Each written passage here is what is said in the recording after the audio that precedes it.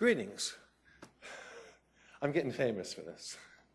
It happens to be election day, and check it out, I'm wearing red, white, and blue, so good way to start. I've got two topics today, and the interesting thing about them is that I'm going to make completely dissimilar recommendations.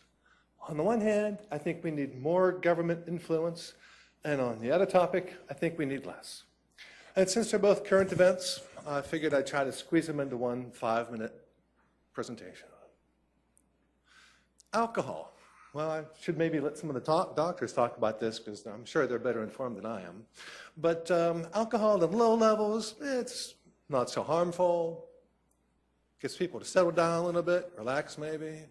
But in increasing quantities, it's increasingly dangerous. In moderate quantities, people get a little less inhibited, a little more reckless, a little more violent. In massive quantities, people die. But it's pretty popular stuff. I came across a study in the UK. They found it to be the most harmful drug. Now, isn't that ever a strong criticism? But people like it, so other people sell it to them. And if you're a greedy bar, maybe what you'll do is you'll have a lot of markup, a lot of sales, get a lot of people drunk, call police a lot, make a lot of money. If you're a responsible business, maybe you have a restaurant, sell less of the stuff, make less money. Doesn't look so good, but it's more responsible. There's some legal considerations when you get into this business. I tracked down 2 laws. I'm sure there are many more. One law says you better not sell alcoholic beverages to somebody who's already drunk. And there's laws against disorderly conduct. Once in a while, a bar gets sued and lose all kinds of money. It doesn't happen much in South Dakota, and they made a law against it. But notice who I ascribed responsibility to. I figure everybody who's involved has their share of responsibility. Cities making laws, I figure there's some responsibility there. Bars sell the stuff, and people drink it. So everybody's got their share of the issue. We can note that police calls cost money, and people pay for that. I don't have an estimate yet. Is it $100 a call? Is it $500?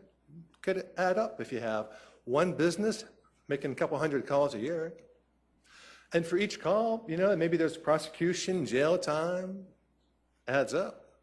It's a hidden subsidy for a small part of a local industry. We should be aware of this.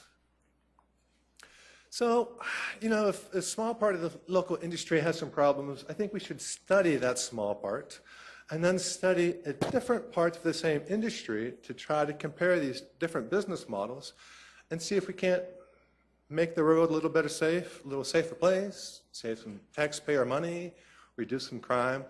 But mostly, we need a study because I don't really know what's different between the businesses that don't have any trouble and the businesses that do. But I'm sure you could figure it out with a little bit of investigation.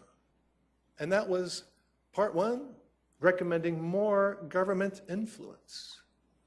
Part 2, we're going to talk about mass incarceration.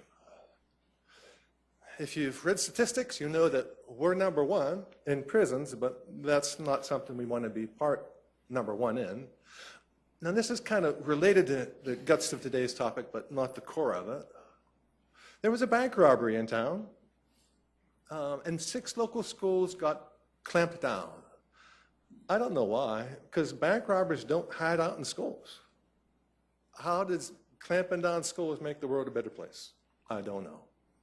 But you turn schools into prisons, and you get people used to mass incarceration on government whim. It's a great strategy if you want to develop bad things in government, excessive government power. Here's a few quotations that you should be familiar with. One comes out of the Constitution. Number 2 is on my T-shirt that I use in international travel. People who trade freedom for security have neither. And since I'm out of time, I'd like to bid everybody a good evening. And that's a view out my back window.